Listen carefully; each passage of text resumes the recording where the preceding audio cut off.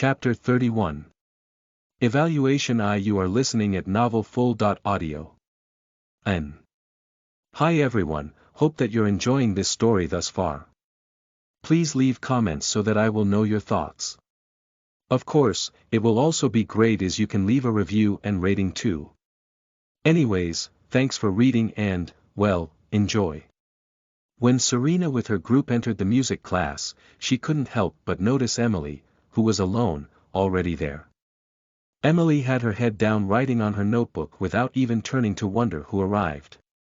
Mr. Charlton, can you tell us more about Sir Felix and what he tries to look for when a student play? I'm quite afraid that he might find our performance later inadequate. Giselle asked, seeking Charlton's advice sincerely. When they had lunch earlier, Kylo mentioned that Charlton was their teacher's protégé. Truthfully speaking, I think Sir Felix appreciates all kinds of music. I've never heard him say any discouraging word to his students.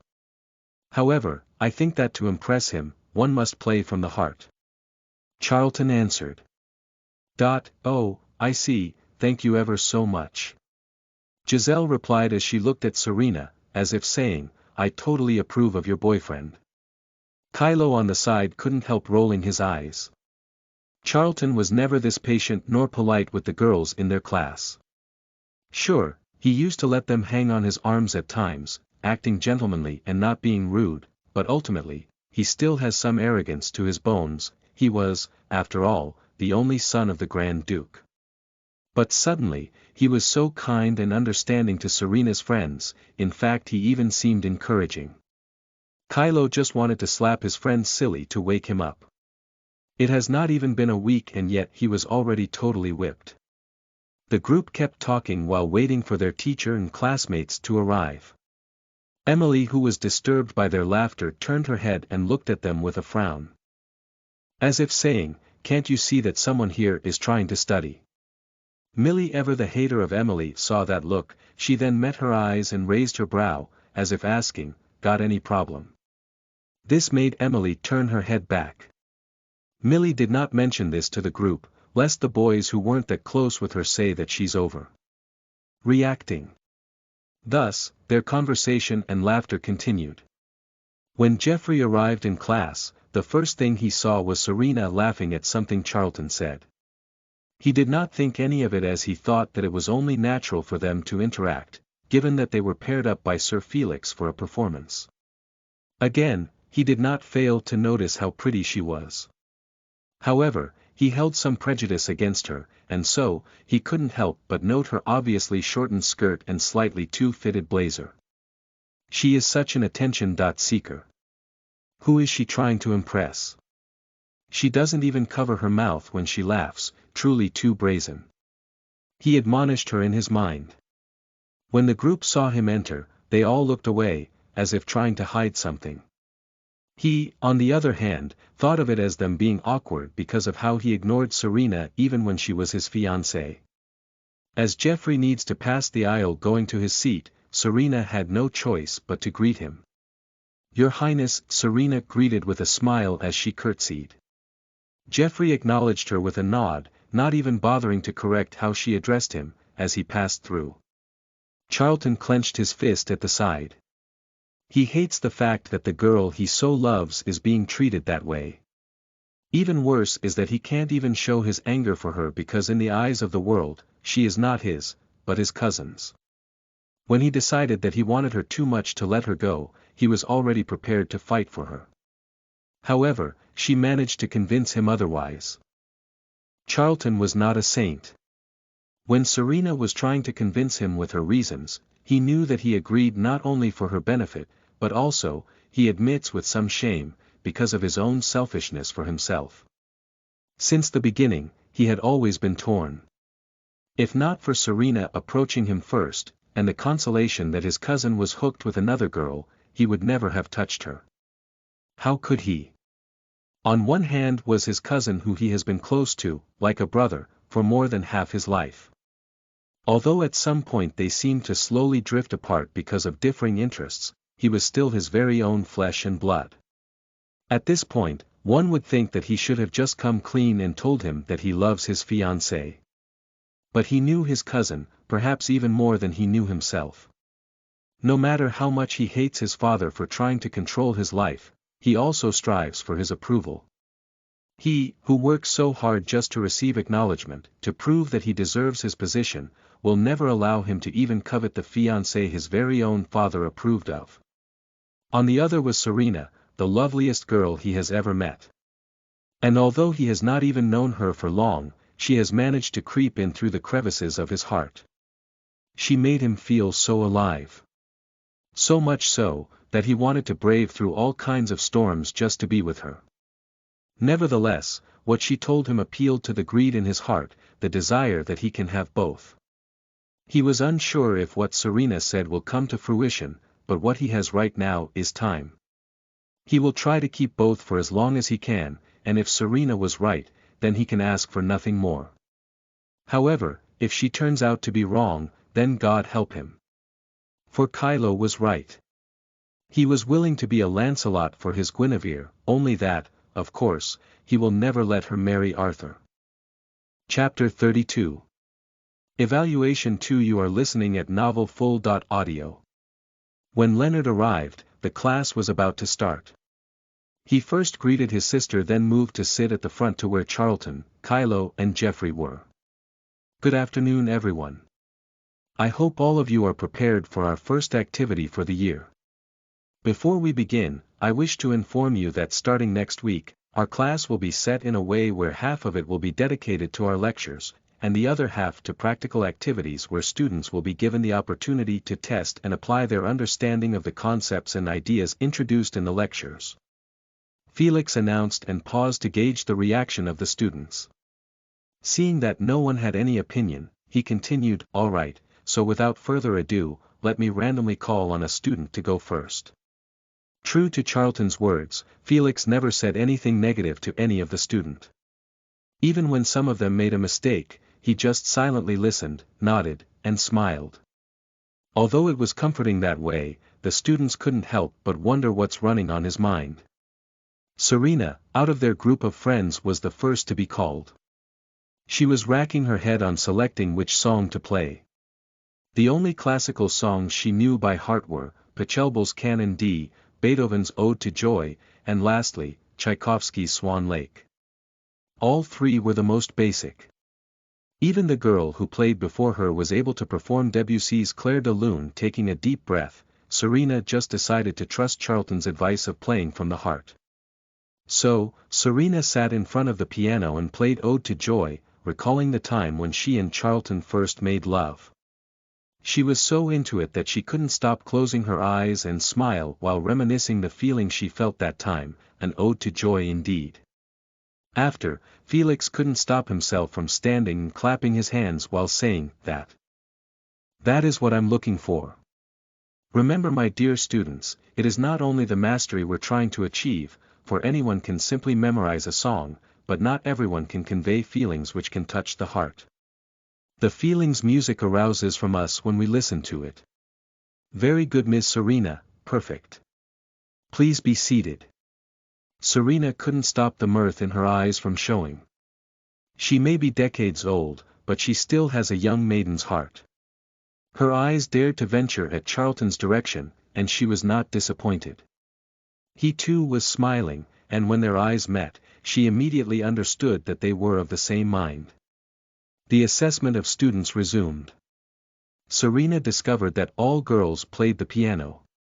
Must be because, at some point in history, including the Victorian era, the piano was a popular leisure activity that stood as symbol of social status, and the ability to play it stood as a testament to a woman's marriageability. Her girlfriends were all called one by one, and except for Via, who was a little stiff, they all did well.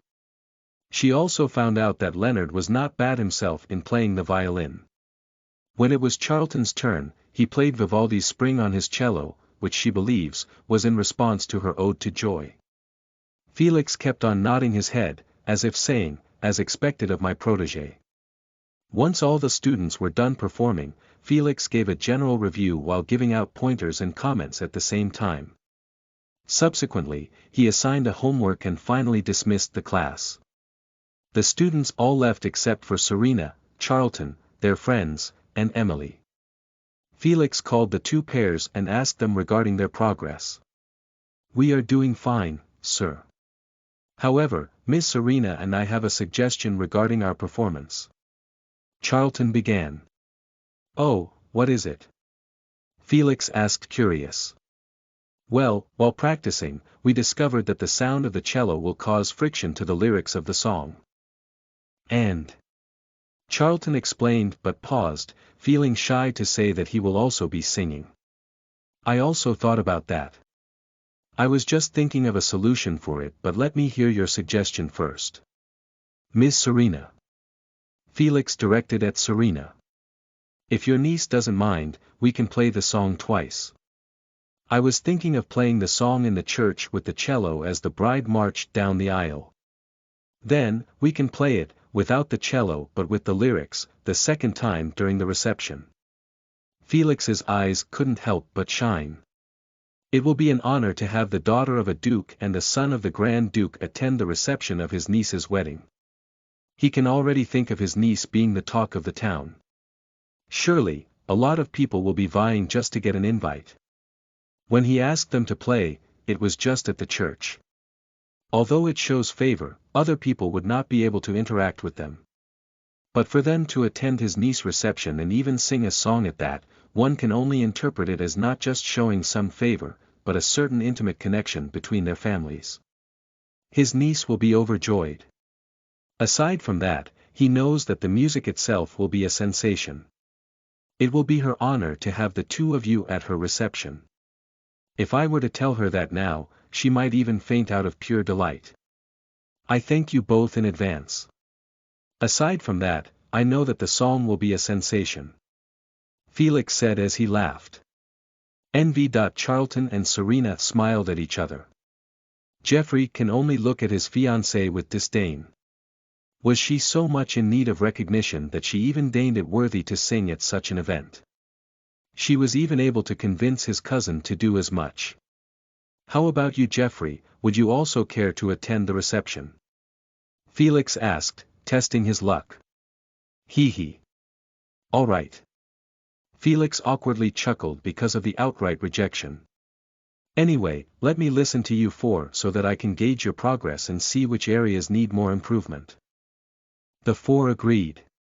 Geoffrey and Emily went first.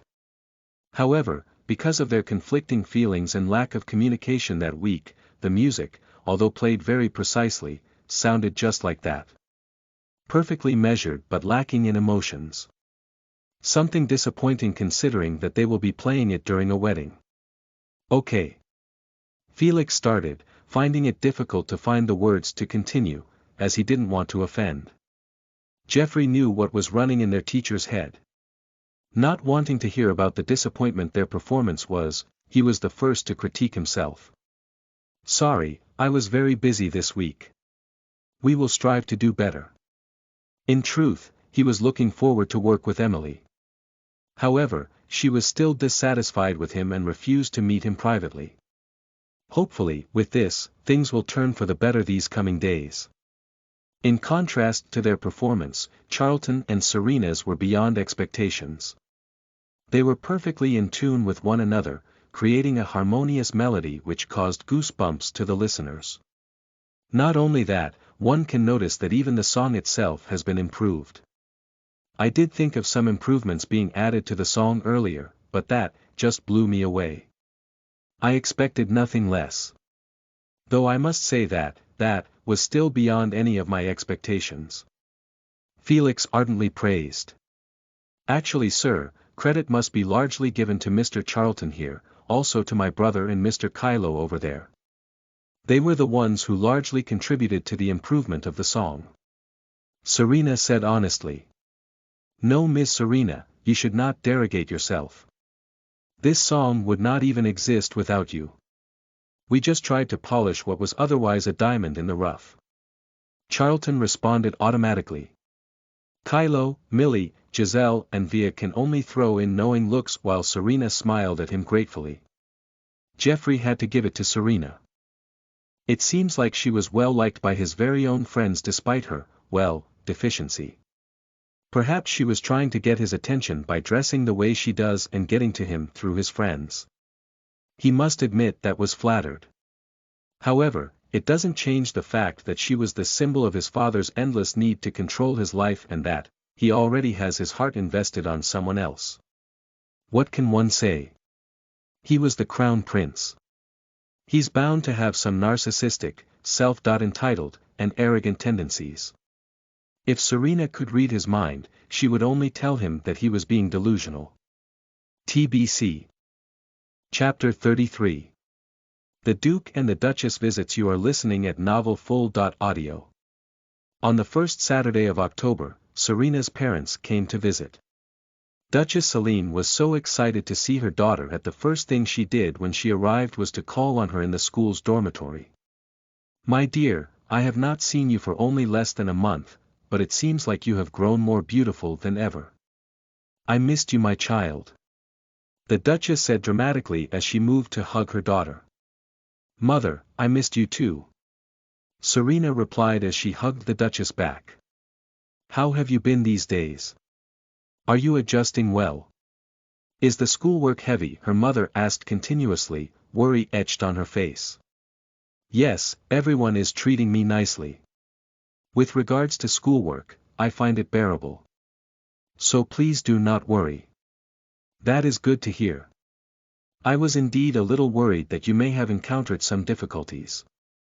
I did hear from my friends that their daughters found it challenging to cope with the schoolwork. But as expected, my daughter is the best," she finished proudly. Serena laughed as she said, "Mother, you give me too much credit. I did say I find it bearable, but that doesn't mean that I excel. Au contraire, I spoke with the principal earlier and was told that your teachers can't praise you enough," Duke Simon said as he entered the room. Seeing the surprise from Serena and her mother, he continued, "The door was not closed properly, so I invited myself in." "Father, you're also here," Serena said as she smiled and walked to hug him. Although she just met the Duke and Duchess once, she already felt an inextricable sense of belonging with them. Perhaps some feelings of novel Serena still linger within her, or that she just felt close to them as she missed her own parents from when she was younger. The Duke hugged her back awkwardly, still not used to the hugs of his grown daughter, as his eyes roamed her room. "Is everything here to your liking?" he asked.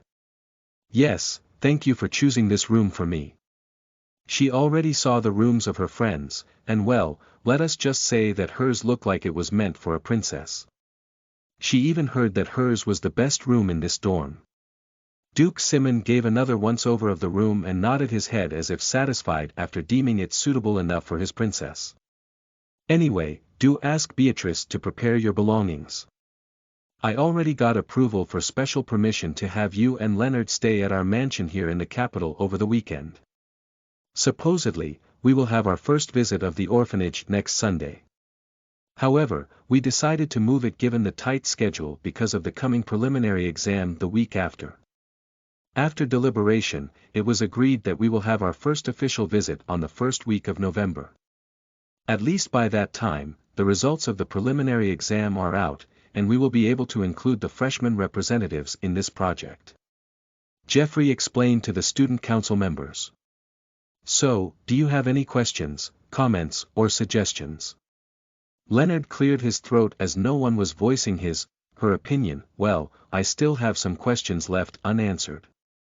For one, the real objective of this project still eludes me. What do we really want to do for this project? Do we try to help the children get adopted? Do we need to provide for them? Why do we need to give out lessons when it will not really be helpful as we are only meeting them twice a month? I still believe that spreading our effort will be more effective if our true aim is to raise awareness, which it initially was." "I do see your point, Leonard. However, the school and the orphanage already agreed to the arrangement and I see no issue with it. Now, regarding the objective, we do not need to help children get adopted because, as I was informed, children under the age of 10 will have no problem with that. The problem lays with those who are at the age of 10 above. Children who do not get adopted at that age already have their awareness, and it is inevitable for them to have the insecurity of not being wanted. Based on this fact, if we were to simply engage with simple short-term missions in every orphanage, the results may prove to be counterintuitive. Although it may turn out to be a rewarding experience for our team, have greater publicity and raise more awareness, we may for said reason cause harm to the children unintentionally. These older children need secure attachments, and albeit only temporarily, it is with hope that through our continuous visits, we may be able to foster a bond with them and in some way diminish their insecurities. I hope this answers your question. Leonard nodded, finally convinced by Jeffrey's explanation. It was no secret that he was an adopted child himself, and he knows just how lucky he truly was. Do you have an approximate number of the children in their custody? Also, what about their ages? I think that is something we need to be prepared for. Dieter, a senior representative, asked. From what I learned, there are about 34 children in the orphanage. About a third of which are children above the age of 10. Just so that we are clear, what I said earlier doesn't mean that we will only be focusing our efforts on those above the age of 10. The attention given to all children will still be equal as to not make to younger ones feel unwanted. So are there other matters you wish to raise? When everyone shook their heads, Jeffrey continued, since that is now settled, does anyone wish to raise a new agenda for the coming weeks? Well, I do believe that no one here wishes to raise anything aside from the orphanage as of now. In this light, I want to suggest not meeting for the next 2 weeks, or perhaps we should resume our meeting after the announcement of freshman representatives. Artemis, their vice president, suggested. That sounds reasonable. We can have our next meeting after the announcement. Everyone nodded their head in concurrence. All right. Since there are no more concerns, we can now adjourn our meeting. Thank you very much. As Serena and Beatrice were in her bedroom packing her things, her parents were at the living room having a conversation. Have you sent the page to inform Leonard? Duchess Celine asked. Yes, however, I was told that he is still in the student council meeting. He should be joining us soon. Right now, as it is nearing noon, I suggest we go have our lunch. Duke Simon replied. Celine shook her head as she said, no, let us wait for Leonard first, perhaps they are done by now.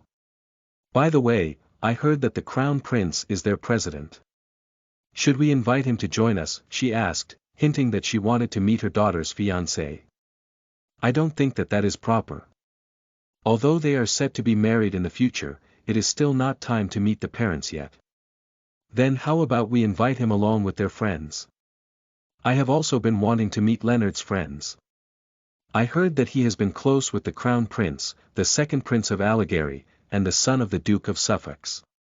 Celine could only laugh at her husband, still bitter. That was decades ago. Charles was just your first love. Simon supplemented. Stop that, just a crush so long ago. Besides, he's already been married for 2 decades now and even has a son older than our very own daughter. Celine denied while blushing. Indisputably, although her husband is the man she loves, she has also once fancied herself in love with the Duke of Suffolk, who was then a marquis. How can she not? He was a young and handsome war hero. All the ladies wanted to be his wife in their hearts. But it was too bad that despite the exemplary figure he was, the political situation for his family at that time was not so good. All the nobility were just waiting for the inevitable downfall of the ducal house of Suffolk. For as they say, the hound is boiled after the rabbit is caught. After the war with Jeonju, another continent in the Eastern Hemisphere, the monarchy finally saw that there was no need for families having their own military power. Suffolk, being at the forefront, was already becoming an eyesore for the royal family. Thus, even when all the ladies wanted to marry him, their family would not allow it. Doing so was equivalent to suicide. Luckily, or unluckily depending on how one looks at it, the royal princess, the king's only daughter, fell in love with him at first sight. The king loved his daughter very much, and seeing this as a diplomatic way of gaining the military power back, he ordained the engagement between his 12-year-old daughter and the 25-year-old marquis. This led to the decade-long delay for the Marquis-turned-Duke to marry his princess. HMPFT. You're not even denying that you liked him. What can I do? It's the truth. Celine answered Simon laughing. Besides, that was just a young maiden's admiration. You're the one I married and the man I love. Fine. But I doubt that they can join us at such short notice. It's almost noon now. All the better. Celine said while thinking, at least this way, I can see the crown prince's sincerity to my daughter. Besides, inviting the other two are just for pretense. I don't really expect them to attend. All right. Simon agreed as he called Thomas, his secretary, to inform the page to tell Leonard that his mother is inviting his friends along for lunch. TBC. Chapter 34. Lunch with her parents. You are listening at novelfull.audio. When Leonard informed Charlton of the invitation for lunch from the Duke and Duchess, he was already about to ride his carriage to meet with his friends who just arrived from Allegheny. However, since they were his beloved's parents, he took it upon himself to change his schedule to accommodate them no matter how abrupt. Kylo already went ahead of him, and so, he asked his coachman to go ahead and inform them that something important came up. No need to change your plans, even Geoffrey politely declined my mother's invitation. I must insist. We have been friends for a long time, and I have not even had the chance to meet your parents. I haven't met yours either. If that makes you feel any better, please wait for a while, I need to change my clothes. I'll ride with you in your carriage. What's wrong with what you're wearing? Anyway, make it quick. My parents are waiting for me to ride with them, but I'll tell the page to inform them that they should go ahead as you're riding with me. All right. Charlton walked back to his room. Originally, he was simply wearing a more casual morning coat and vest, as his only plan for the day was getting together with friends. Thankfully, he has a more formal full-dress suit prepared. He was supposed to wear it for the wedding but decided otherwise. Last Saturday, he asked Serena if she already had a gown for the occasion. Apparently, his girlfriend was planning to wear a light blue gown which she imagined will shimmer under the lights. He smiled at her, recalling the necklace that was still in his room, thinking of giving it to her by then. At the same time, he thought about how it will not match with his cream dress coat trimmed with gold. But how can he even think of ruining her desire to wear whatever color she chooses? Thus, he had to bow his head and borrow money from Kylo to get a new dress suit tailored. Don't you think you're overdressed for the occasion?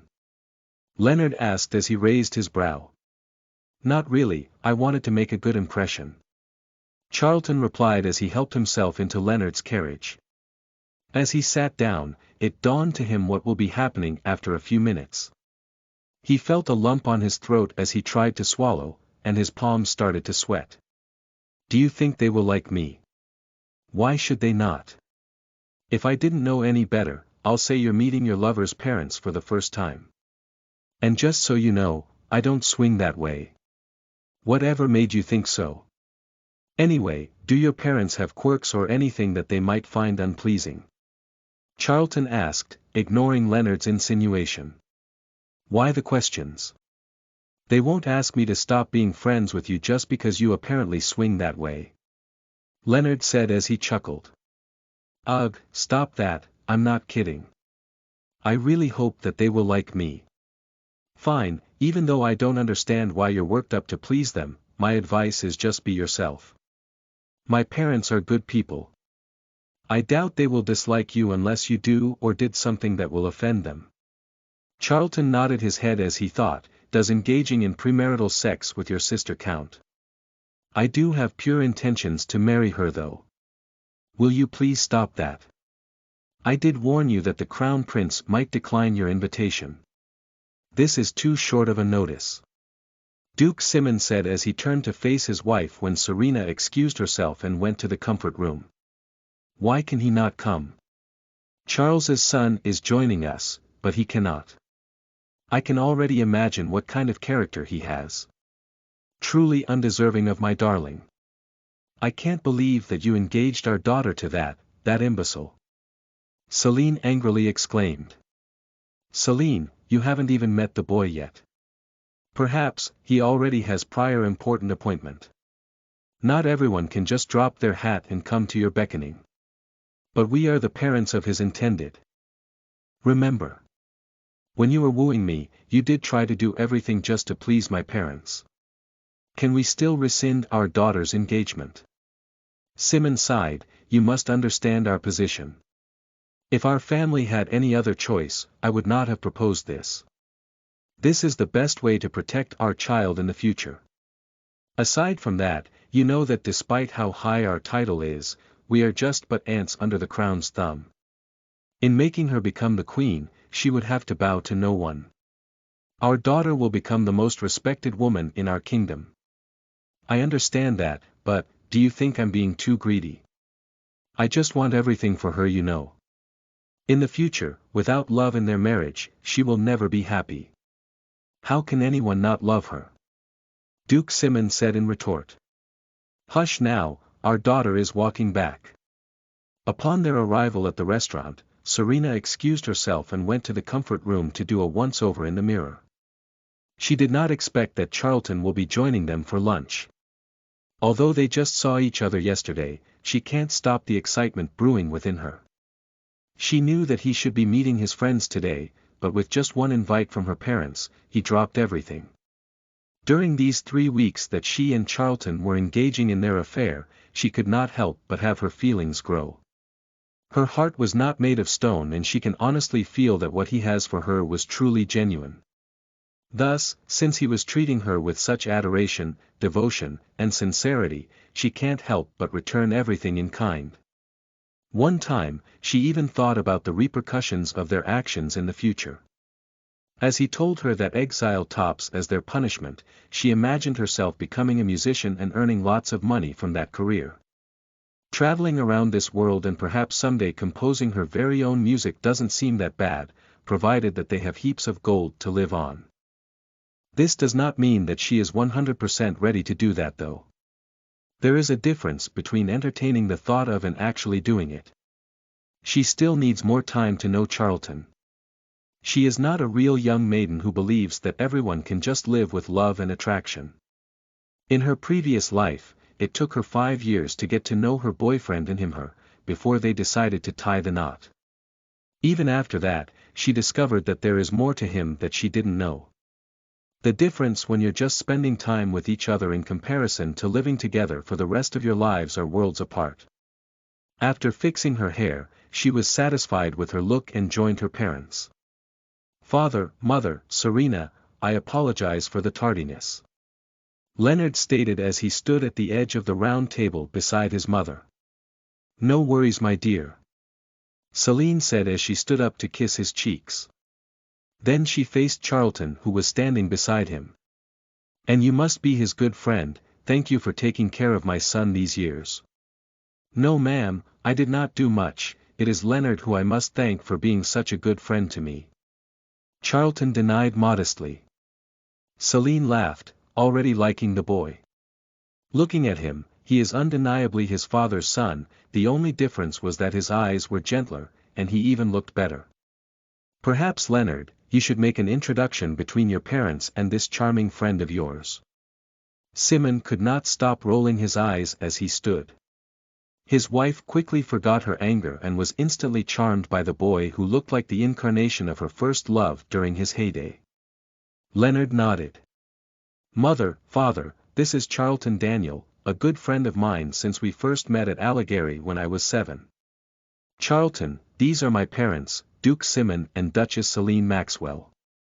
The Duchess could not stop herself from blushing. It is a pleasure to meet you too. By the way, have you met my daughter Serena? Serena, who was observing everything from the sideline, quickly stopped her grin from showing too much. She clearly saw her mother blushing like a schoolgirl. She totally understands her though. Charlton with his hair sleeked back while wearing a cream-colored full dress suit will have that effect on all the girls. Even she, herself, who already has him as her boyfriend, was not immune to his charms. She stood up to curtsy and greeted Charlton formally with a smile. Lord Daniel, thank you for accepting my mother's invite. It is a pleasure to have you join us for lunch. Charlton finally turned to face Serena. He swears that she is becoming more and more beautiful each time he sees her.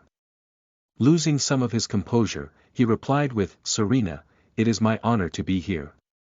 The Duke frowned and looked at him somewhat strangely. TBC. Chapter 35. Lunch with her parents too. You are listening at novelfull.audio. Serena saw the look on her father's face and quickly replied, "Lord Daniel, we are not in school now, but some people may misinterpret. Mother, father, in school, we all call each other by first name, so please do not misunderstand. I don't see anything wrong with that. But I didn't know that you two have already met. Please sit, Charlton. I hope you do not mind me calling you by your name. You may also address me as Aunt Celine and my husband as Uncle Simon." "Thank you, Aunt Celine," Charlton replied while smiling as he sat on the sit between Leonard and Serena. He quickly reached for Serena's hand under the table and gave it a light squeeze.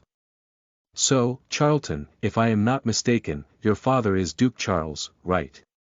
How has he been these days?" Celine started the conversation. Simon's face turned sour in an instant. Who wouldn't?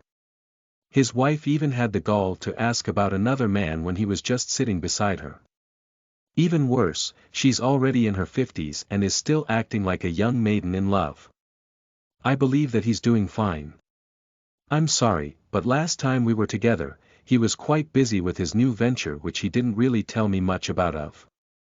Charlton, who didn't really know what to say about his father, replied. "He's not that close with him compared to his mother, but he has no doubt in his mind that his father loved him. It was just that his father was always busy and that he himself is usually at school. Oh, anyway, do tell me about how you met my children." Celine, who saw her husband's expression, changed the topic. "Well, I met Leonard in Allegheny when we were but young children of 7. He was quite the shy lad, but even then, I knew that he would be doing great things someday. We did not really become friends instantly, but after a while, I guess like magnets we were bound to become close. Aside from being classmates, we were also dorm mates living under the same roof. Including the fact that we both hailed from Windsor, it just suddenly clicked and then we became friends." Charlton explained, not forgetting to insert some flattery. "I would also like to include that I look up to him, as an only child myself, he is like a brother to me. Thus, when I received your invite, I immediately had to accept, for I have always wanted to meet his parents who groomed him to become such a fine man." Leonard can only cough awkwardly as he said, "I had no idea that you saw me that way." Noelda and Serena wanted to facepalm. Is Charlton for real? The Duke and the Duchess, well, they were both flattered and pleased.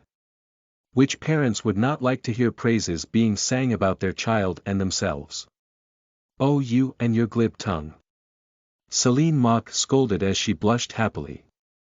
"No, aunt, I swear, I am saying nothing but the truth." "Well then, do pray tell this time how you met my dear daughter," Celine had to ask. "I met her one fine day by chance. She was dining in a restaurant with Leonard at that time. We were introduced that day." Charlton wanted to say more but stopped himself.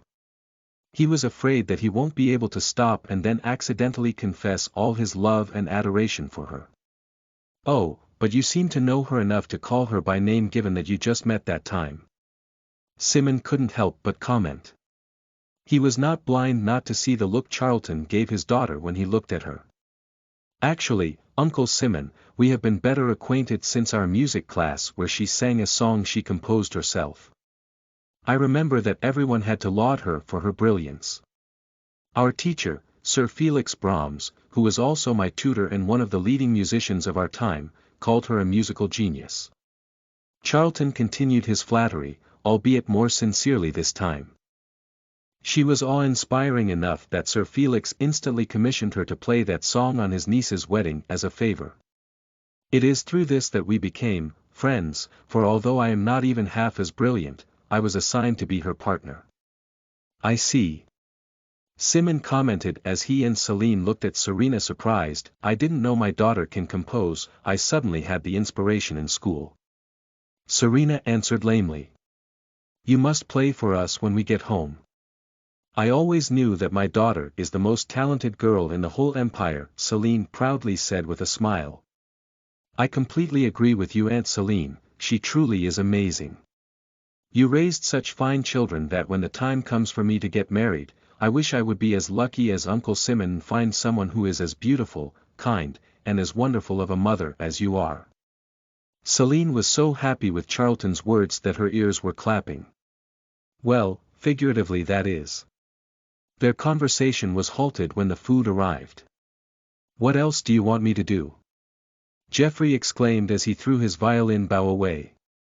He was already at the last vestiges of his patience when Emily, who has been trying him over and over, stopped playing the piano to tell him that this, whatever they have in doing, was not working.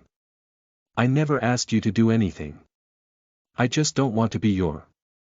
What do you call a girl like me? Your lover. I am not even that. But I do know that you haven't intended, and whatever this is wrong. This, whatever we're having, is a relationship that is doomed to fail even before it starts. So please, let us stop this while it is still not too late. Geoffrey breathed deeply. When he felt that he was composed enough, he replied, Emily, listen to yourself. All right, I will make this clear. I do have feelings for you, and that is why I'm here. However, let me correct whatever presumptions you have. I never took advantage of you. I never even took liberties with you. I have treated you with utmost respect and never once have thought of you as a woman who's willing to be a lover of a man who is bound to be married to another. Then, what do you want from me? You said all those things, but at the end of the day, you belong to another. What will become of me? Your lover at the side who will just come at your beck and call. You know what my position is. I am just a daughter of an impoverished baron. My whole family is relying on me to find myself a suitable husband. My father had to bury himself with debts just to send me in this school for that purpose. So, you tell me, if you were in my shoes, what will you do? Emily bellowed, tears flowing. Geoffrey felt his chest tighten. My engagement is purely political. You know that it has nothing to do with love. Please understand that as a prince, I have certain obligations which I cannot escape. I already bared my heart in front of you. If you are worried about your family, I am willing to support you and them for the rest of your lives. I apologize, because as of now, these are the only things I can give you. Is that all? So, what will you do if I were to tell you that those are not enough? I have nothing else to offer, Emily. I cannot promise you everything, but what I can give, I will. You do know that Serena is perfect, right? I can't even compare. She is beautiful, smart, and everyone likes her. She is also the only biological daughter of one of the most prosperous dukedoms in the whole empire. I doubt that you won't grow to have feelings for her. Geoffrey sighed. He cannot deny that what Emily said was true. He can feel a certain attraction towards his fiancée even when he always admonishes her in his mind. Though he will never tell Emily that. These past few days, he has been reflecting on himself and his feelings. Honestly, he is a little fed up with Emily's attitude. She was quite different from her letters, and she always acted like he wronged her gravely, when he has not tried so much as to kiss her. However, he also felt a certain guilt towards her and her pitiful plight in life. He could not even understand it himself. She has been pushing him away, then pulling him back. But perhaps this time, he should walk away. It's not good anymore when he is already second-guessing himself. Emily saw Geoffrey move. She wondered if she pushed him too hard this time. When she saw him about to exit the door, she could not help but panic. And so, she quickly moved to hug him from behind. What are you doing? Please don't go. I just love you too much. I can't do this anymore, Emily. If it is your reputation you are worried about, then don't. We have not engaged in anything scandalous that will put you in a precarious position. Geoffrey said as he tried to remove her hands. Emily was not stupid, she knew that if she let him walk out of that door now, he is never turning back. So, she quickly moved to stand in front of him, pull him down so that they were face to face, and kissed him on his mouth. TBC. Chapter 36. Lunch with her parents 3. You are listening at novelfull.audio. Chapter 36. Lunch with her parents 3. Geoffrey grabbed Emily's arms only to pull away from her and distance himself at arm's length. Stop that, do not let your emotions cloud your judgment. You might regret this later. See. You're already pulling away from me. You do not want me anymore. It has not even been a few minutes since you gave me those words. Emily whined, she could not stop herself. She just wanted him to coax her earlier. Geoffrey felt guilt creeping at him. It's not that, but we both need to think this through, especially you. You are a lady. Do you really want this for yourself? Emily felt that at the very least, she still got Geoffrey back, so she nodded. I'm sorry, it's just that, I always have these anxieties in my head. I truly want to be with you, but at the same time, I am afraid of the future. Yet, I am more afraid to lose you. Please do not let go of my hand. She said while trying to keep her tears at bay. Geoffrey felt her speech struck a chord in his heart. Despite his qualms, he did have some feelings for her. Nevertheless, he still already had those doubts planted in his head. All right, he began as he wiped her tears with his thumb, but this time, I want the both of us to take a step back and figure all this out again. Perhaps, we should get to know each other once more. Take things slowly. Geoffrey suggested. Although he likes her, their conversation and her action made him realize that he really should take a step back and look at the larger picture. I can already feel you distancing yourself away from me. But what can I do? What choice do I have? From the very start, it is you who have the power in this relationship. Please do not say that. Geoffrey said in a whisper as he hugged her, not understanding his own feelings. Just a few hours ago, he was so sure that he wanted this, that he wanted her. But now, he is not so sure anymore. M'lord sends his apologies, Your Highness, he will not be able to join you for something important came to his attention. Jack, Charlton's coachman, conveyed to Kylo. What could he deign so important that he chose to stand us up? We have not seen each other for so long and he doesn't even miss me.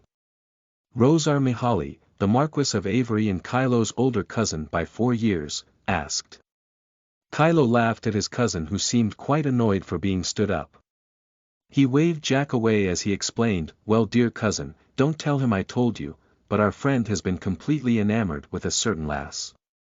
I tell you that he has been acting like a boy who just hit puberty and saw a girl with a skirt for the first time. He believes that come hell or high water he is willing to be with her. To sum it up, he has been utterly whipped. Now I'm more curious as to what kind of girl managed to make him that way. He always prided himself with that phrase, how do you say it again? Brothers before hoes. Kylo supplemented. Oh yes, that. He even had the gall to tease me because of my feelings for Gracie. Look at him eat his words now.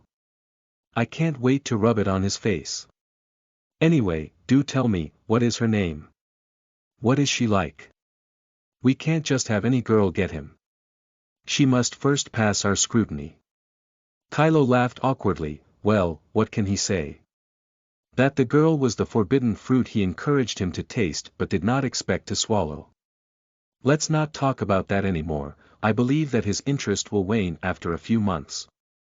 It's just his first taste of love and things might still change. He said feeling guilty while thinking, he will have no choice later but to let go. I don't think so. Talking about that, I think I need a drink. My proposal just got rejected. This is the 3rd time. You proposed and got rejected again. I can't say that I'm surprised though. I don't think that Princess Grace Astoria, ever the feminist, will ever consider marrying a man unless he allows her to be the groom and he be the bride. If I were you, I'll just move on to the next girl.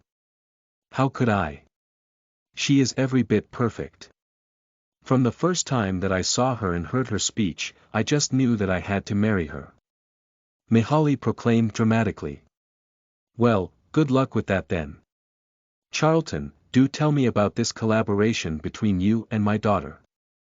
Duchess Celine started while drinking tea after they had their lunch. It is like this: while in church, Miss Serena and I shall be playing the song with the piano and the cello respectively. Then, we will play it again during the reception, wherein Serena and I will sing the lyrics while playing the piano. Charlton explained with a smile. I really want to listen to the both of you play. Simon, should we also attend the wedding to see them? Whose wedding is this, by the way? Perhaps you should get us an invite. Celine enthusiastically suggested. Simon was about to agree when Serena refuted them first. Mother, I don't think that it would be a good idea for the both of you to attend. Much as I want you and father to be there, the couple should still be the main protagonist of their own wedding. Although it would be their honor to have you, their attendees' attention would inevitably focus on you both as they try to curry favor. I apologize, but I do not want to ruin this once-in-a-lifetime event for them. She explained. Well, it's true. Ugh, I recall my wedding way back. Anyway, I also have no intention of having parental guidance as I spend time with Charlton there. Our daughter is so considerate of others now. Celine said as she dabbed the non-existent tears from the corner of her eyes. What do you say, Simon? Yes, she is. Then we shall just send the couple an appropriate wedding gift. Simon replied as he nodded. But I still want to listen to them. Celine insisted as she continued. Oh. I have a more wonderful idea. How about this, Charlton? If you don't have anything else planned for the day, you can come and join us at our estate so you can play together with Serena. Of course, Aunt, I always have time for you. But I am also concerned for your well-being. I heard that you and Uncle Simon just arrived earlier and have not rested. If you say that it is fine, then I can go with you now. No, really, he wishes to be your son, son.in.law. Serena thought, trying not to laugh. Charlton chuckled charmingly. Well, maybe I should call you Mother, Aunt Celine. It will be my honor. Oh, you.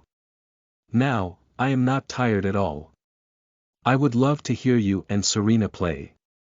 Okay, however, please pardon me for asking, I would like to ask if you have a cello at home. Maun, do we?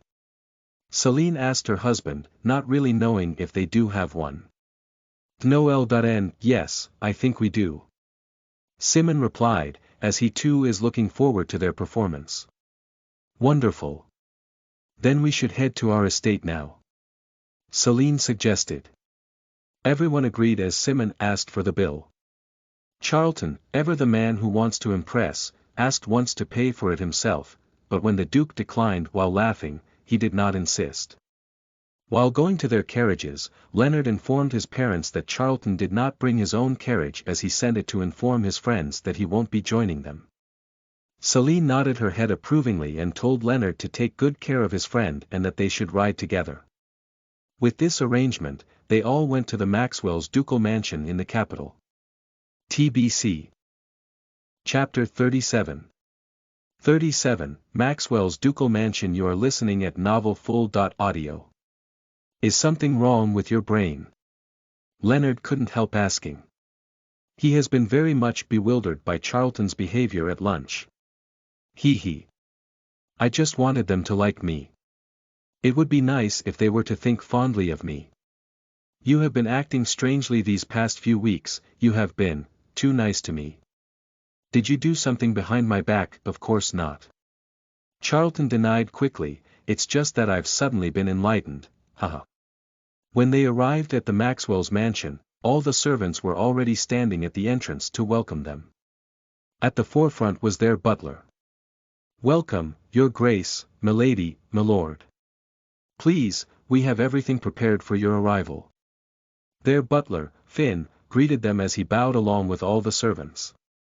"Please rise," Simon said. After, Finn walked with him as they discussed some miscellaneous matters. Celine and Serena were behind them, arms laced. And at the rear were Leonard and Charlton. "Please Charlton, feel at home," Celine began as they walked towards the music room. "Yes, Aunt Celine, thank you for your concern." "Your Grace, shall we prepare for tea?" Finn asked. "No need, we just had lunch. However, you and the servants may stay and see my daughter and Charlton here perform a song." Inside the music room, Serena, who saw the piano, went to sit in front of it and excitedly started testing the keys. "Oh my! This piano sounds even better than the one in school," she thought. Charlton, on the other hand, was guided by Leonard towards the section where the other instruments were. When he picked up the cello, the chair was already prepared beside the piano for him to sit on. His and her eyes met as they smiled at each other and started to play. First, they played with both the cello and the piano. Simon and Celine looked at each other, their eyes twinkling. The song rekindling their feelings of love. Leonard, who was watching, looked proud. Well, he was involved in improving the song. The servants who were lucky enough to be allowed to stay were enchanted. Then, after a while, Charlton stopped playing the cello. Serena continued playing the piano and started singing the first stanza, "Wise Men Say." Charlton, on the other hand, moved to sit beside her so that they were now playing a duet on the piano as he sang the second, "Shall I Stay?" Then they sang together at the bridge, "Like a River Flows." They continued playing, and when the third stanza came, Charlton sang, "Take My Hand." And then he removed his left hand from the piano and looked at Serena beside him, his right hand still playing. Serena in response also looked at him and placed her right hand on his, her left hand still also on the piano. Then they sang together, "Take My Whole Life Too." After that stanza they let go of each other's hand and continued to sing and play until the song ended. Leonard, who was always present in their rehearsals, well, at least he liked to believe, felt his eye twitch. That part where they held hands was not part of the script. Celine was the first to come to her senses as she clapped ardently, "Wow! I'm at a loss for words to describe how beautiful that was. Serena, I'm so proud of you." As she approached the two, she first hugged Serena and kissed both her cheeks and then also did the same to Charlton. Serena wanted to laugh. Her father was right, that was indeed out of this world. It was not like she really was the one to compose the song. But then again, if ever anyone were to have any doubts of her capability, she can easily dish another one out. What can she say? Plagiarism at its best, and she has more than 100 memorized. Where did that holding hands part come from? Leonard, who was a little annoyed, asked. "Well, we improvised. It is a wedding we're attending, so something like that would make the couple and the audience happier." Serena answered first. She can feel Leonard trying to connect the dots and she could not let that happen. Besides, the choreography was perfect, if I say so myself. After their performance, the ducal couple invited Charlton for dinner. While waiting for dinner, Leonard, Serena and Charlton were left in the music room, saying that they will need to see if there are still things in the song they can improve on. When dinner ended, the time was already late, and so, the Duchess invited Charlton to stay the night. Charlton first tried to decline, even when in truth he wanted nothing more than to stay. Simon insisted, telling him that he will talk to their principal about it the next day, and while here, if he doesn't mind, he can use clothes that were prepared for the guests or borrow some of Leonard's clothes. With this, Charlton shyly agreed to stay the night, but deep inside he was already screaming yes. "Maun, what do you think of Charles's son? Is it only me, but did you notice how he and Serena looked at each other?" Celine asked while they were lying in bed. "I did notice. However, it might be nothing more than admiration. I believe that they both know their position. He is the crown prince's cousin. But, don't you think that he is a better fit to our daughter? They looked wonderful together. I won't deny that the boy is indeed charming, however, boys like him are too easily approachable, especially by women. Our daughter will only have to face a lot of headache and jealousy in the future. I may be wrong, but it's better to be sure. Besides, she is already engaged. Hey, how can you say that? You were also like that in the past, but look at us now. Just because a man is being friendly doesn't mean that he will easily be tempted by the butterflies which keep on approaching. You do have a point, but I also don't see a lot of maturity in him yet. He doesn't even know what his father is doing. In comparison, even though you haven't met the prince yet, I have seen him at the House of the Lords a couple of times. He is a very responsible young lad, and I haven't heard any negative news about him. Charlton though, I can't say much for this is the first time I met him. I hope that you are right about the prince, but I feel a little sad. I think our daughter likes Charlton. I think that it is you who like the boy too much. Is this some kind of projection for your unfulfilled romance with Charles? Simon jokingly said as he laughed. Celine scowled as she hit him. I'm being serious. Stop with the teasing, you might be the one who'll end up annoyed later. Anyway, as I was saying, our daughter likes him, and I have no doubt that he likes her too. You know children at that age, they think that they can do everything for love. So, I'm worried. Oh, come on, what's the worst that can happen? I do think that it will come to pass. They are still young. Also, the engagement has already been set on stone. It has been ordained by the king himself. What can we do? My worries, exactly. Celine said as she sighed. I just hope that things will turn out for the best. It is too early to assume anything, so don't worry too much, Celine. No matter what, Serena will understand that we only wanted what is best for her. TBC. Chapter 38. 38, Roleplay I. You are listening at novelfull.audio. Thump. Thump, thump. Charlton quickly moved to open the door when he heard the knocks. Oh, it's you. What are you doing here? Do you need anything? He asked. Why? Were you expecting someone else? Leonard asked as he raised his brow. No, just a little surprised. It is my first time sleeping here. Charlton defended. Spooked. Leonard teased as he laughed.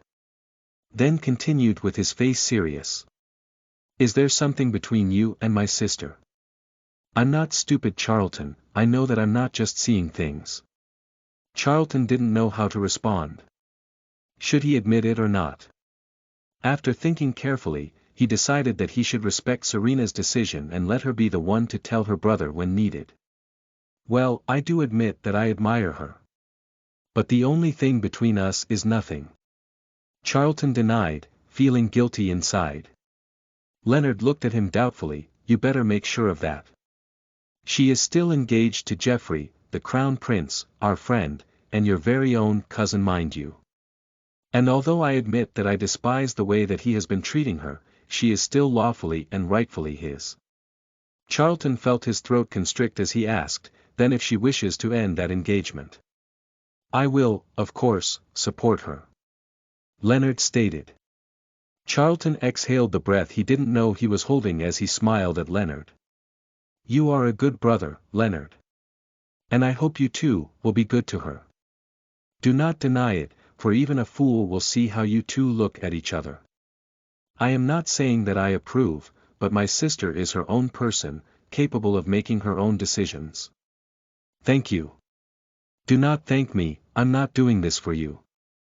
If Geoffrey has shown her the proper attention that she deserves, I would not have kept my arms crossed.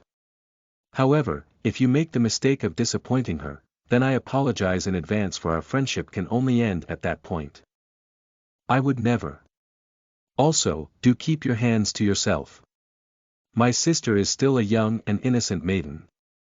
I don't want her being corrupted by you, of course, I would never dare. Charlton said while thinking, you tell her that. I am the innocent one here. Though it did not take that long to convince me. He. All right then. I will go ahead. Good night. Good night, man, and thanks. When Charlton heard another set of knocks, he moved a little slower this time, thinking that it was just Leonard who forgot something. Did you forget something? He asked as he opened the door. Serena looked at him confused as she asked, why? Did someone else come here earlier? Your brother. Charlton replied as he hugged her and kissed her hair. What was he doing here? Well. He began as he explained what transpired earlier. Warning. Mature content. After Charlton's explanation, Serena smirked playfully, then pitifully looked him. How could you do this to me? I am but a meek and innocent maiden. You shall not corrupt my purity. Now stop blocking the door and let me leave, she cried as she dramatically pushed him away. Charlton took a second to understand what she was getting at. Seems like his girlfriend wanted to play as the incorruptible virgin. Well, he too can play along. He locked the door, then grabbed her arms as she tried to struggle. Stop pretending that you don't want this. You came here just for this, right? I saw how you looked at me earlier, you little minx. Now, let me give you what you want, he taunted as he carried her and threw her on the bed. No. Let me go. I don't want this, let me go. Charlton gripped her wrists with his one hand and placed them above her head. Then he boldly kissed her mouth, biting her lower lip so that she will open them, then his tongue started exploring her mouth while his free hand fondled her breast. Serena couldn't help but moan. Charlton started kissing the rest of her face, licking, and lightly biting her earlobe, moving down to her neck and then her nipple, which he couldn't help but suck behind her negligee. Please stop, don't do this to me. You still say stop, but look at your protruding nipples, they just keep on begging me to suckle them. Charlton responded, getting into his role too much. No, don't say that, please no. Serena too was getting too much into her role. Charlton continued to suckle as he moved his hand downwards, lifting her nightdress to reach her center. And you came here wearing nothing under your negligee? He asked as he looked at her blushing face. Serena shook her head. It's just that it's so hot tonight, it has nothing to do with this. So please. You keep on saying no, but your other mouth is saying otherwise. And to prove his point, he even showed her his fingers slicked with her juices. You're dripping wet. Serena covered her face with her hands after Charlton released them. Please, I can't take this anymore. Charlton pulled her hands away from her face and guided her right hand to his throbbing erection. See what you do to me. Do you think I can simply stop? No, it's so big, it won't fit me. If you cooperate, I will try to be gentle, but if you keep on fighting against me, I will fuck you until you can't walk. Serena struggled against him more this time. Well, Charlton got the message loud and clear. He pulled her dress over her head, messing her hair. Then he opened her legs to see her glistening vagina. No, don't look. Serena stated as she pushed his head to her pussy. Charlton chuckled, now aren't you too eager, then quickly lapped her nectar. Serena laughed and moaned because of pleasure. Then playfully pushed his head back. No, don't, stop. I can't anymore. Charlton translated her words as, don't stop, but I can't wait anymore, let's do it. So he raised his upper body, placed her opened legs on his shoulders, and pushed his shaft to invade her. TBC. Chapter 39. 39, Roleplay 2. You are listening at novelfull.audio. Warning. Mature content. You're too big, take it out, take it out. Serena whimpered as Charlton pounded inside her. Are you sure you want me to take it out? He asked dauntingly. Serena struggled and pushed him away, effectively expelling him from inside her and making him sit back on his ass. Charlton was surprised, was he really hurting her?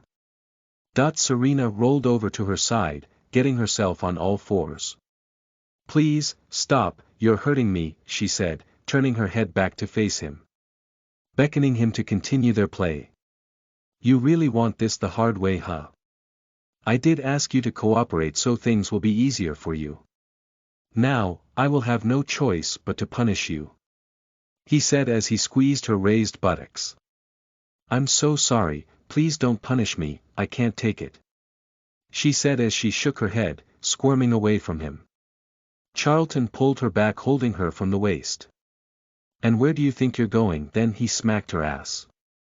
He stopped when he heard the resounding smack and saw a red handprint on her behind. He worried if he hit her too hard. He's never done this before, and he never had any intention to hurt her. He was about to ask when he heard Serena moan. At least he's sure that she's fine. Despite the encouragement, he didn't have the heart to continue that hitting her part. So, he just thought of another way to punish her. "You actually liked that, didn't you?" he asked as he ran his hand over her ass, then slid down to feel the wet spot between her legs. Serena tried to twist away from his hand and turned to look at him. Her eyes glazed with desire. He then pushed his fingers inside her, thrusting them in and out. She shook her head, as she tried to crawl away. "Please, no more." "Ah. I can't wait anymore," she said, wanting him to enter her. He didn't listen, instead he kept on using his fingers until he felt her squirm reaching her orgasm. Serena was lost in the overwhelming sensations, trying to catch her breath when she felt the head of his cock pressing hard against her opening. She gasped as he stretched her. "No, I can't take any more, please stop." This time, she was telling the truth. She just had her orgasm and she's still trying to catch her breath. Charlton smirked. "This is just the start of your punishment," he said as he started moving in and out of her, enjoying her walls pulsating around him with each of his thrusts. "Ah, I'm being serious now. Wait a second." But he didn't listen. He then started to grab her globes from behind, effectively raising her body as he started nibbling her ear. "Ah, ah. Don't scream too loudly, you don't want people to wake up and start knocking on the door," he whispered. "But, ah." Serena could not hold her moans as he continued to hammer into her. She was feeling the start of a massive orgasm when he suddenly shifted her body, making her lie on her side. Then, he kneeled straddling her right leg and lifted her left, curling it around his left side, allowing for deeper penetration when he entered her. This position slowed down his incoming ejaculation, and at the same time gave him a better view of Serena's face. He loved seeing her face filled with pleasure. Her mouth forming into an O as he fucked her.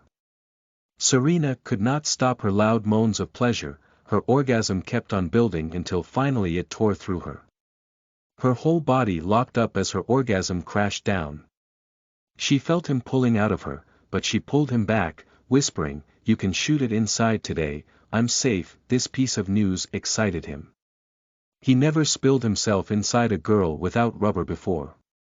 He let go of her leg and positioned himself between them, effectively doing the missionary position.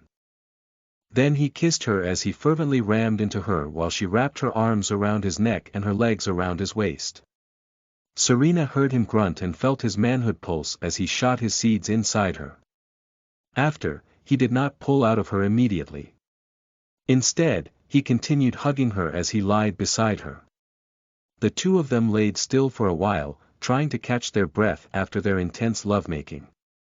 TBC. Chapter 40. 40. Pillow Talk. You are listening at novelfull.audio. Serena woke up when she felt a wet cloth wiping her in between her legs. "Sorry, did I wake you?" Charlton said as he gave her a lopsided smile. "No, it's all right.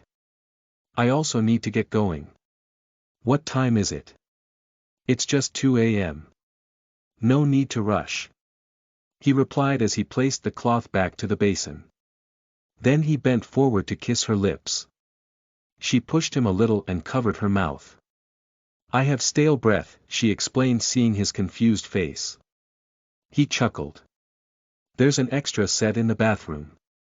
Serena was quick to move. When she came back, Charlton was sitting on the bed, his back plastered on the headboard. "Come here and lie beside me.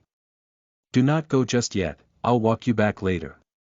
he said as he patted the space beside him. Serena snuggled his chest as she sat beside him. She felt him brush her hair with his palm. This feels nice too. Yes, I wish we can be like this always. We never did get to lie in bed together before. She nodded her head in response, appreciating the low rumbling of his chest as he spoke. Serena, to tell you honestly, I can't wait for us to be like this for the rest of our lives. I hope it is not too presumptuous of me to assume that you feel the same way about me, about us. Serena looked up to face him and smiled. Right now, I think we're on the same page. I too want to spend my days with you like this. Charlton chuckled as he touched the tip of her nose with his index finger. I hope you don't ever change your mind. I am not usually like this, but I still do have my insecurities. What for? Don't you trust me? What I feel for you? I do trust you, it's just that I'm not so sure about, well, Jeffrey. Sometimes, the thought that one day, he will come to see you for the wonderful woman that you are keeps me awake at night. Just thinking of him trying to win you over, or him reaping you away from my arms makes me want to. I don't even want to say it. But it makes me really mad. Serena burrowed her face on his neck as she said, if he does, which I hope he does not, then that's his problem. The ship has long sailed, and I am here with you. And just like you said, exile tops as our punishment. I even thought of what we can do after we're exiled. Serena responded. Although she just wanted to have him as a first boyfriend initially, just like the song that they have been singing, she just can't help falling in love with him. Charlton chortled, her breath tickled his neck while her words soothed his heart. You don't know how happy your words made me. But do tell me about this plan of yours after we get exiled. I haven't really thought of that route much yet. She looked up at him and with them looking at each other, face full of smiles, she started narrating her plans. I just thought that when we get exiled, we can go travel around the world. Explore places we've never been to. My parents, I guess they will forgive me, they might even send me some allowances to get through. She laughed, getting excited by her own ideas. Then, if that's not enough, I think we can get by, with me composing music, and you accompanying me or polishing the music that I make. I believe we'll land on a gold mine then. Charlton laughed along, I like that idea of yours. But don't worry too much about making money or what not. If we do get exiled, which right now, I am already looking forward to, I won't let you work yourself too much. I will do my best to provide for you and our future children when we get to have them.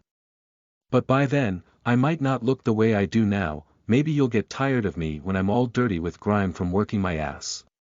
What are you talking about? I won't let you suffer either. I will never allow you working with dirt and grime as you said, I won't be able to accept it if you lose your face value. Ha! Just as I thought. You only like me for my face and body. You're a really bad girl. HMPFT. What? It's not like you started liking me because of anything else either. No, when I first saw you, I think it was love at first sight. Not just plain I want to get under your skirt. I'm all pure and innocent. And I am a real goddess. HMPFT. She harumphed as she playfully smacked his chest. Charlton guffawed as he pushed her back in bed and started kissing her. TBC.